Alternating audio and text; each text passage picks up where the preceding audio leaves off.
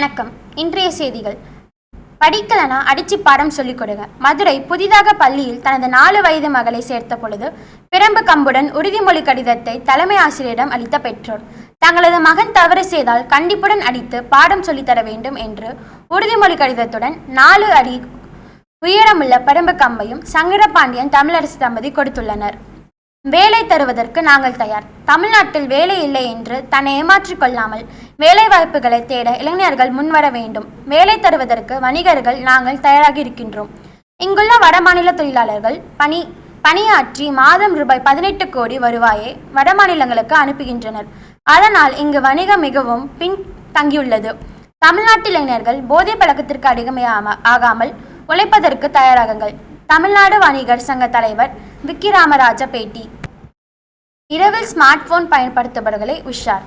ஹைதராபாத்தை சேர்ந்த மஞ்சு 30 என்பவர் 18 மாதங்களாக தொடர்ந்து இருளில் அதிக நேரம் ஸ்மார்ட் போன் பயன்படுத்தியதால் கண் பார்வை இழந்ததாக மருத்துவர்கள் அதிர்ச்சி தகவல். பார்வையில் குறைபாடு இருப்பதாக மருத்துவரிடம் சென்றபோது அவருக்கு ஸ்மார்ட் போன் விஷன் சைன்ட்ரோம் இருப்பது உறுதியானது. உரிய நேரத்தில் இது கண்டறியப்பட்டதால் அந்த பெண்ணின் பார்வையை மருத்துவர்கள் மீட்டனர்.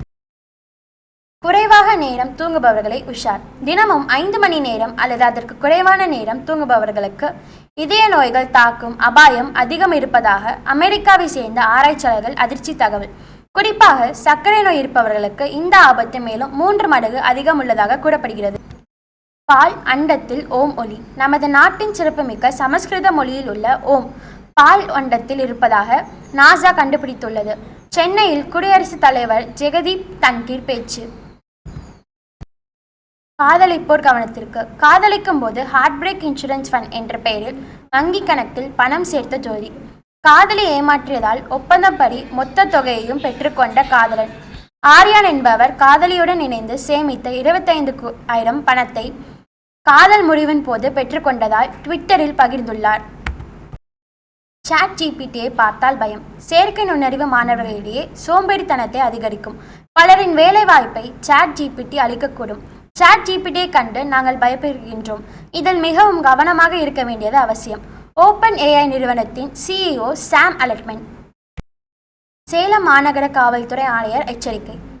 நம்பர் பிளேட் இல்லாத வாகனங்கள் கண்டுபிடிக்கப்பட்டு அபராதம் விதிக்கப்படும். கோடை விடுமுறையில் பெற்றோர் தங்கள் குழந்தைகளுக்கு 2 வீலர் ஓட்ட கொடுக்க கூடாது. அதை மீறி சிறுவர்கள் வாகனத்தை ஓட்டினால் பெற்றோர் மற்றும் அந்த வாகன உரிமையாளர் மீது நடவடிக்கை எடுக்கப்படும் என சேலம் மாநகர காவல்துறை துணை ஆணையர் மாடசாமி எச்சரிக்கை. நன்றி.